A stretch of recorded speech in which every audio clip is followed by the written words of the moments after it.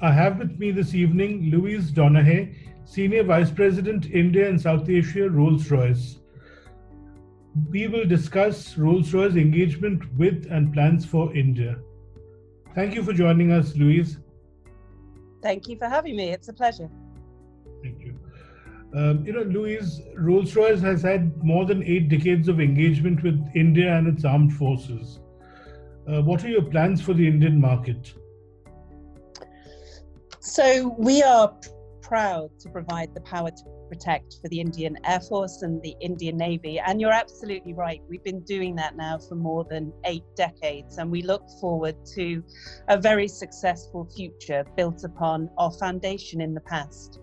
Our plans for the Indian market are very strategic. So the Indian market is a key strategic market for Rolls-Royce Defence. We have more than 750 Rolls-Royce engines powering the Indian Air Force and the Indian Navy today. And what we wish to do as we go forward in the Indian market is move from partnership to co-creation.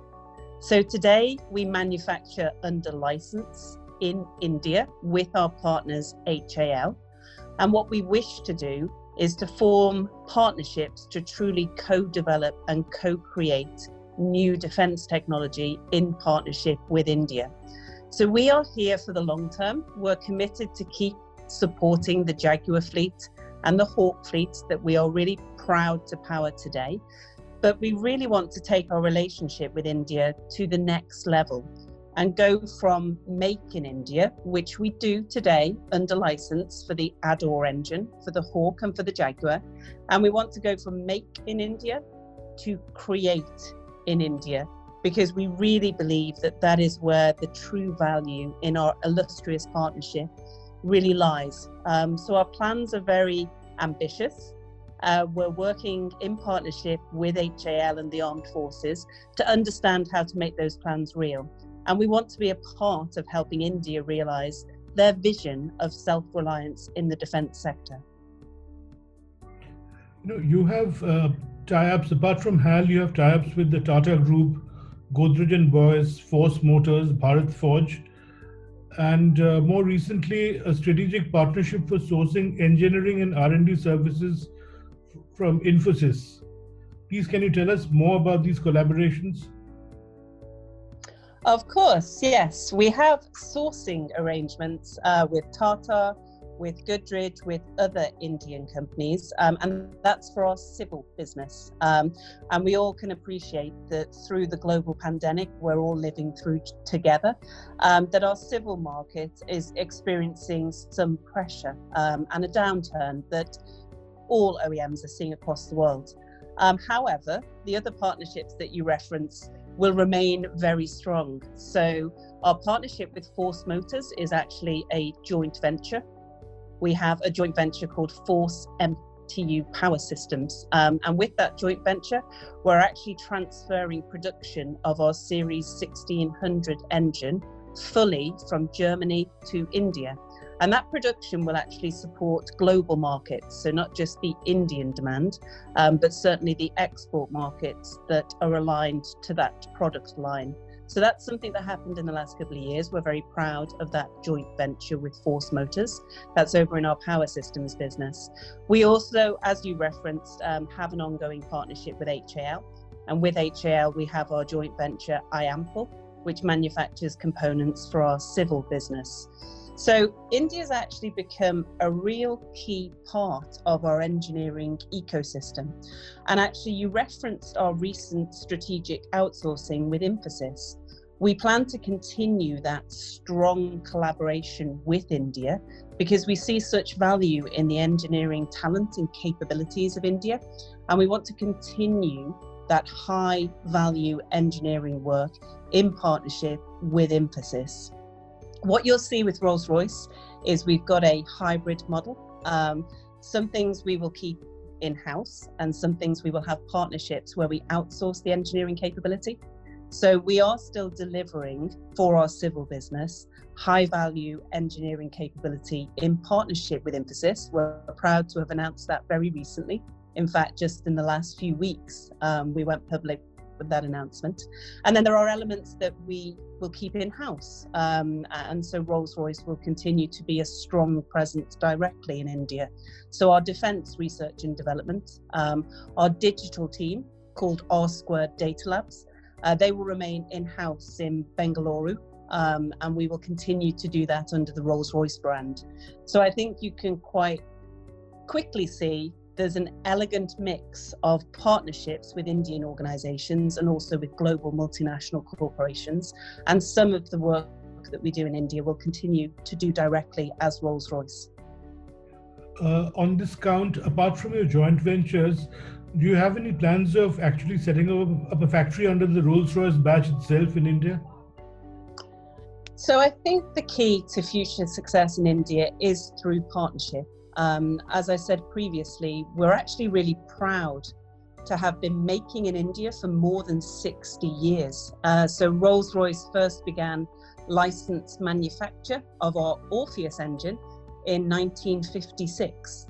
We've been manufacturing our Ador engine in partnership with HAL for more than 40 years now. And actually we transferred the manufacture of the Ador engine that powers the Hawk aircraft in the 1970s.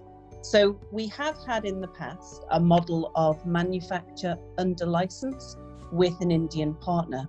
As we look forward and we see India's great ambitions, particularly for developing an indigenous combat engine, we are working in partnership with the organisations in India to understand how Rolls-Royce can support that indigenous engine development. And we are looking to form a partnership to truly co-create new intellectual property with India for positioning for that indigenous engine. So right now, we don't have a concrete plan to build a facility, but should we progress positively along the lines of co-creation and development of new intellectual property, then that's absolutely something we'd be open to in partnership for our future together in India. Almost every major technology company in the West has R&D and development centers in India. You too have a defense service delivery center in Bangalore. What does it do? That's a great question. So our service delivery center in Bangalore supports the existing Jaguar and Hawk fleets for the Indian Air Force and the Indian Navy. But we have aspirations much bigger than that. Because of the expertise in that service delivery center, which provides technical advice, it provides the ability for our customers to keep on operating, even though there may be technical challenges, there may be queries, there may be questions. That service delivery center in Bangalore is staffed with Rolls-Royce engineers able to answer those questions in region, in the right time zone, and keep our customers operational at all times.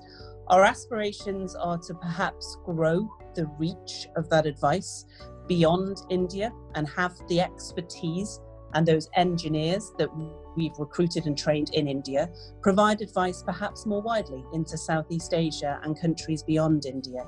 But right now that service delivery centre is really the heartbeat of our operational support to the Indian Air Force and to the Indian Navy, and we hope that continues for many decades to come.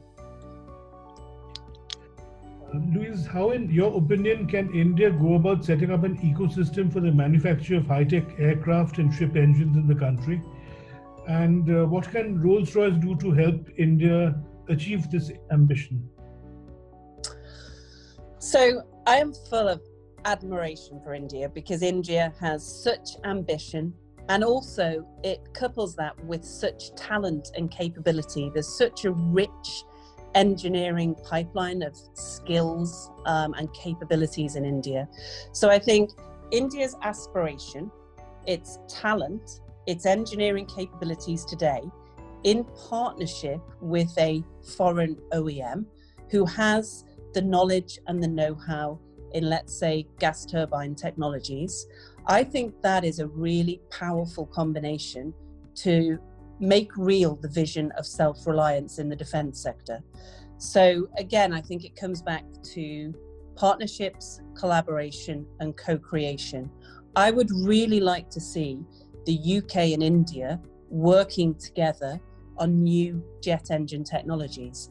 And I think the capability and talent in India, combined with some of the knowledge and experience in the UK, could be a really powerful collaboration to work together on a new combat engine, an indigenous combat engine.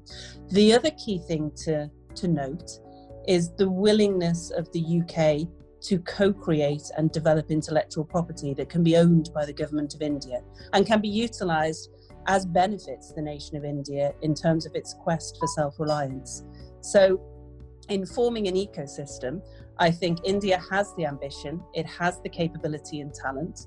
There is benefit in partnership with a foreign OEM to bring the know-how, the experience, and what we've learned to date. So India doesn't have to learn all those lessons new as it looks at areas of perhaps jet engine technology or perhaps marine gas turbine technology. There's expertise out there that, combined with India's ambition and talent, could really be a successful recipe. Thank you very much for talking to India Global Business. It's been a pleasure having you with us. It's been an absolute pleasure talking to you. Thank you